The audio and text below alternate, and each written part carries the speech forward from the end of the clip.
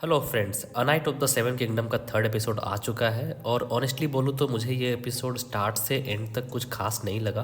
पर जो इसके क्लाइमैक्स में दिखाया गया है वो सच में ऑसम था। मेरा मतलब पूरे सीजन में अभी तक का ये सबसे बड़ा सीक्रेट रिवील मोमेंट था। जिस बच्चे को हम छोटा और मासूम समझ रहे थे वो मासूम तो है, पर उसकी आइडेंटिटी उतनी ही ज़्यादा इंटरेस्टिंग है। तो चलिए वीडियो में आगे बढ़ते हैं, पर उससे पहले अगर आपने चैनल को सब्सक्राइब नहीं किया है तो प्लीज़ चैनल को सब्सक्राइब कर दीजिए। तो एपिसोड 3 के स्टार्ट में हम देखते हैं कि डंक सो रहा होता है और एक उसे घूर रहा होता है। वो सर डंकन को लेकर परेशान रहता है कि सर डंकन प्रतियोगिता को कैसे जीतेंगे और उसमें वो उनकी किस प्रकार से हेल्प कर सकता है, क्योंकि एक तरफ सर डंकन जिसने इससे पहले कभी प्रतियोगिता में भाग नहीं लिया और दूसरी तरफ एक जो सर डंकन का स्क्वायर तो है पर वो बहुत छोटा है।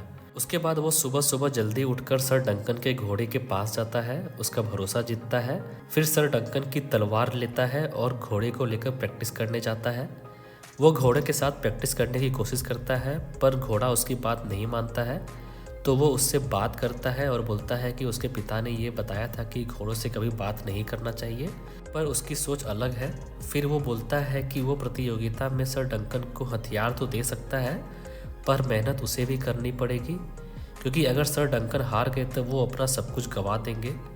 उसके बाद वो फिर से प्रैक्टिस स्टार्ट करता है और इस बार घोड़ा उसकी बात मानता है और प्रैक्टिस में उसका साथ देता है।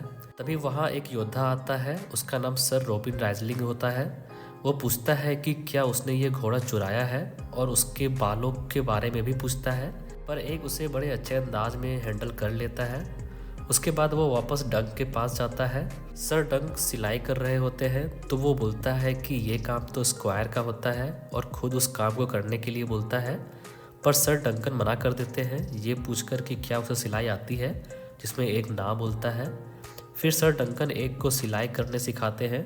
अब वो दोनों घोड़े को मसाज दे रहे होते हैं, तभी एक पूछता है कि क्या ये अजीब है कि उसके बॉल्स में काले बाल उग रहे हैं, जिसमें सर डंक बोलता है कि ये बात तुम मुझसे पूछ रहे हो यही अजीब है। उसके बाद एक गाना गुनगुनाता है जो कि उसके फैमिली ट्री और द ब्लैक फायर रिबेलियन की स्टोरी के बारे में होती है। तभी वहाँ सर डंक आते हैं और उससे अपना आर्मर लाने के लिए बोलते हैं ताकि वो अपना नाम दर्ज करा सके। तो एक बोलता है कि आज प्रतियोगिता सिर्फ खानदानी या नामी योद्धा के बीच में होगी। ये सुनकर सर डंकन हताश हो जाता है कि वो बेकार में ही इतना चिंता कर रहा था। उसके बाद वो दोनों मार्केट जाते हैं जहाँ सर डंकन अंडे खरीद रहा होता है। तभी उसे वहाँ वही लड़की मिलती है जिसे उसने अपनी ढाल बनाने के लिए बोला था। वो उससे बात करता है। यहाँ हमें साफ दिखता है कि उसके मन में उस लड़की के प्रति कुछ चल रहा है। तभी वहाँ एक आ जाता है और सर डंकन को उस लड़की को लेकर टीज करता है। उसके बाद वो दोनों वापस से अपने जगह पे जाते हैं, फिर साथ मिलकर एक बर्गर बनाते हैं और फिर पेड़ के नीचे बैठकर एक साथ खाते हैं। उसके बाद वो दोनों प्रतियोगिता को देखने जाते हैं और गेम देखकर खुश हो जाते हैं। फिर वो दोनों एक जगह बैठकर एक दूसरे से बातें करते हैं, जिसमें एक बोलता है कि अगर वो प्रतियोगिता जीत गया तो सर डंकन उसे गिफ्ट में ज़मीन देगा और दूसरी सबसे खूबसूरत बेटी का हाथ भी। सर डंकन पूछता है कि पहली क्यों नहीं, तो एक बोलता है क्योंकि पहली खूबसूरत लड़की से तो उनकी शादी होगी। सर डंकन भी उसके इमेजिनेशन को एंजॉय कर रहा होता है। फिर वो एक को अप्रिसिएट करता है कि वो जब भी कोई काम दिल से करता है तो बहुत अच्छा करता है। वो दोनों बात कर रहे होते हैं, तभी वहाँ प्रतियोगिता का मास्टर आता है और डंकन से अकेले बात करने के लिए बोलता है। वो सर डंकन को लॉर्ड एशफोर्ड के छोटे बेटे सर एंड्रयू को प्रतियोगिता में हराने के लिए बोलता है। वो एक्चुअली में सर डंकन के साथ सौदा कर रहा होता है ताकि वो पैसे कमा सके, पर सर डंकन इस डील से नाखुश हो जाता है। तो वो उसे शाम तक सोच के बताने के लिए बोलता है। तभी वहाँ प्रतियोगिता का सायरन बजता है। सर डंकन और एक प्रतियोगिता देखने जाते हैं जिसमें एरियन टारगेरियन और एस्फोर्ड का एक योद्धा आमने सामने होते हैं।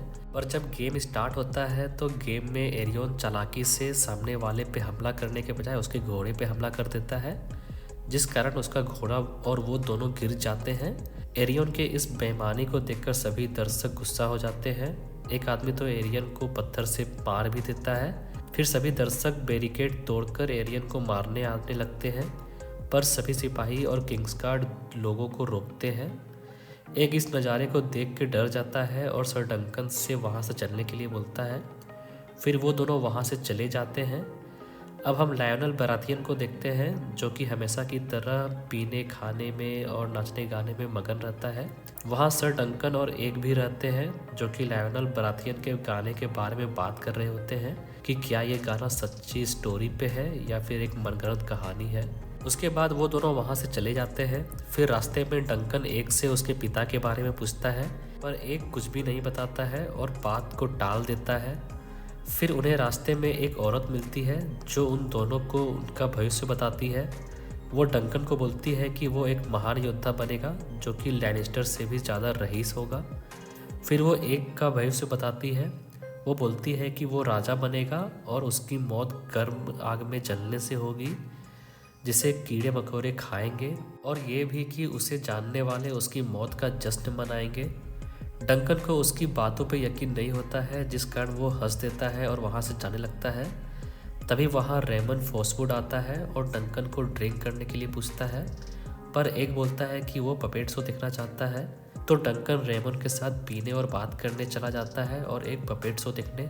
रेमन उससे पूछता है कि वो प्रतियोगिता में किससे लड़ने वाला है, तो डंकन बोलता है कि उसे नहीं पता। उसके बाद डंकन एरियन के बारे में बात करता है कि उसने जानबूझकर अपने ओपोनेंट के घोड़े को मारा, तो रेमन भी अपने अंदर का भड़ास निकालता है। फिर वो प्रिंस बेकार के बारे में बात करता है कि वो अपने नालायक बेटों की खोज में एस्फोर्ड निकल गया है। डंकन पूछता है कि कौन से नालायक बेटे, तो वो बोलता है कि उसका बेटा डेरेन और उनका छोटा बेटा। फिर वो बताता है कि कुछ दिन पहले वो सब एक साथ समर हॉल से निकले थे, पर रास्ते में उनके 2 बेटे गायब हो गए। उधर एक पपेट शो देख रहा होता है, तभी वहाँ एरियन आ जाता है और पपेट शो वाली लड़की को मारने लगता है, जिस कारण एक दौड़कर डंकन के पास आता है और उस लड़की को बचाने के लिए बोलता है। डंकन जल्दी से वहाँ जाता है। वो देखता है कि एरियन उस लड़की को मार रहा है और उसकी एक उंगली भी तोड़ देता है, पर कोई भी वहाँ पे उस लड़की की हेल्प नहीं कर रहा होता है, जिस कारण डंकन अकेले ही एरियन पे हमला कर देता है और उस लड़की को बचाता है। वो एरियन का मुंह तोड़ देता है। फिर सभी मिलकर डंकन को रोकते हैं और उसे पकड़ लेते हैं। तब एरियन बोलता है कि उसने उसकी एक दांत तोड़ी है और अब वो बदले में उसके सारे दांत तोड़ेगा। सभी सिपाही डंकन को नीचे झुकाकर उसकी दांत तोड़ने वाले होते हैं। तभी वहाँ एग आ जाता है और सभी को रोकने के लिए बोलता है। डंकन एग को चुप रहने के लिए बोलता है कि वो लोग उसे भी नुकसान पहुँचाएंगे, पर एग बोलता है कि वो उसे नुकसान नहीं पहुँचा सकते, क्योंकि अगर वो ऐसा करेंगे तो उन्हें उसके पिता को जवाब देना होगा। उसकी बात सुनकर सिपाही डंकन को छोड़ देते हैं। फिर एरियन एक से उसके बालों के बारे में पूछता है, तो एक बोलता है कि उसने अपने सारे बाल कटवा लिए क्योंकि वो अपने भाई यानी एरियन की तरह नहीं दिखना चाहता।